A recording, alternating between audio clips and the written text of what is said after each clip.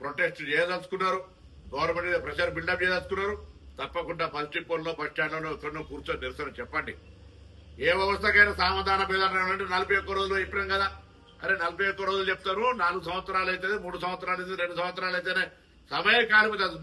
మొన్న మేము తెలంగాణ ప్రజాపాలన ప్రభుత్వం వేసిన మొట్టమొదటి కమిటీ, ఇప్పటివరకు మేము కమిటీ వేయలే, దాన్ని కూడా రాంగ్ పర్సెప్షన్ క్రియేట్ చేస్తా ఉన్నారు. మేము కమిటీ పేరుగా కాలయాపన చేస్తున్నాం, మేము కమిటీ వేయలేదు. మొట్టమొదటిసారి కమిటీ వేసినాం, 4 వారాల సమయం అడిగినాం. 4 వారాల సమయం అనేది పెద్ద సమయం కాదు. జీవోలోనే రిలీజ్ చేసాం. ఆ టైం మెన్షన్ కూడా లేదు. ఓవరాల్ గా జీవో లేకుండా ఓవరాల్ అడుగుతలేదు. జీవోలను రిలీజ్ చేసి ప్రక్రియ ప్రారంభించినారు. జీవో వచ్చినాక 4 గంటల ఒక రోజు 4 రోజులు మీరు అధికారులకు చెప్పిన తర్వాత వాళ్ళ స్పందన ఏదో కూడా చూసేటువంటి అవకాశం లేదా? ఇంత పెద్ద జాతి వైరమేమో ఇదేమన్నా? ప్రభుత్వంతో కూర్చొని మాట్లాడాల్సిన కోసం అంశాలన్నింటినీ ఆ విధంగా కాకుండా నేరుగా ఇందులో కొంతమంది రిటైర్ అయినటువంటి ఉద్యమ నాయకులు నాయకత్వం వహిస్తున్నటువంటి వాళ్లకు డెఫినెట్లీ ఈ రోజు నేను కాంగ్రెస్ పార్టీ నాయకుడు కాదు, ప్రభుత్వ పక్షాన్ని ఆరోపణ చేస్తున్నా.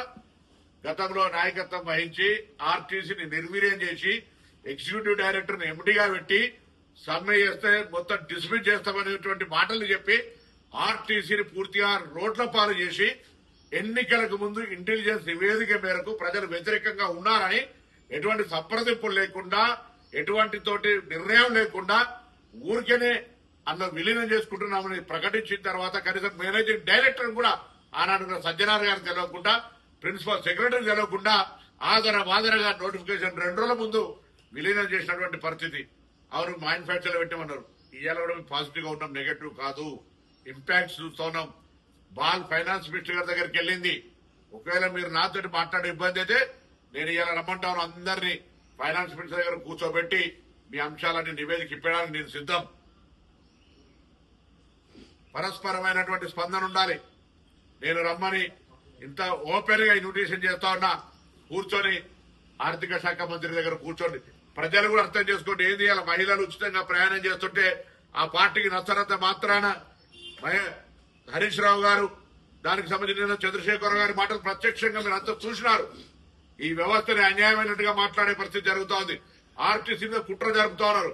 ప్రతి జాగాలో కూడా మీరు చూస్తా ఉన్నారు. ఆర్టీసీ ఒకటే ప్రజలకు సంబంధించిన స్కీమ్ మీద చాలా బాగా కాంగ్రెస్ పార్టీకి పేరొస్తుందని దీన్ని కూడా ఒక రాజకీయ వ్యూహంగా దీన్ని దెబ్బకొట్టే ప్రయత్నం చేస్తారు. ఇది ప్రజలు అర్థం చేసుకోవాలి.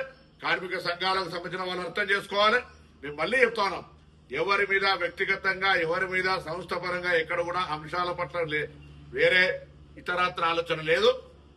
పేద ప్రజల ప్రయాణానికి సంబంధించిన అంశం కాబట్టి తప్పకుండా మరి సంఘాలకు నాయకత్వం వహిస్తున్న వాళ్ళను దృష్టిలో పెట్టుకుని సంస్థ పరిరక్షణ దృష్టిలో పెట్టుకుని ప్రభుత్వం మీకు సానుకూలంగా ఉంది అనేటువంటి అంశాన్ని మనసులో ఉంచుకొని సమస్య పరిష్కారానికి చొరవ తీసుకొని ముందుకు రావాలని కోరుతా ఉన్నాం.